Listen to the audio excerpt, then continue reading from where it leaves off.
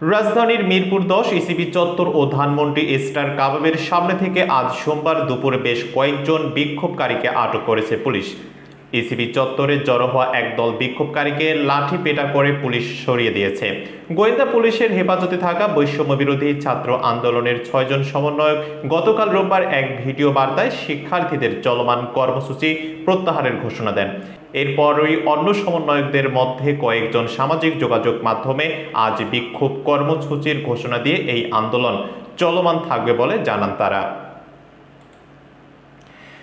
বিক্ষোভ কর্মসূচির সময় মিরপুর ১০ নম্বরের গোলচত্বর থেকে ১০ জনকে আটক করা হয়েছে বলে জানা গেছে। এদিকে ধানমন্ডির স্টার কাবাবের সামনে থেকে ১০ জনকে আটকের কথা জানিয়েছে নিউ মার্কেট জোনের সহকারী কমিশনার মোহাম্মদ রেফাতুল ইসলাম। এদিকে এক মায়ের দাবি, ছেলে বাজার করতে এলে ছেলেকে আটক করে পুলিশ। তার মা দাবি করেছেন তার ছেলে কোনো কিছুর সাথেই জড়িত নন। দেখুন ভিডিওর অংশ। আমি অসুস্থ মানুষকে আমাদের বাজার ঘাট করতে দেয় না। কাল কেবল বাজার গেছে, ইয়ং পোলাপান দেখলে কি ধরা লাগবো? কারণ মানুষ যারা ভার্সিটি পোলাপান কি করছে, ও তো ইয়ং পোলাপান দেখলে কি ধরা লাগবো? কারণ আমার ছেলে তো এই ভার্সিটিতে পড়েও না।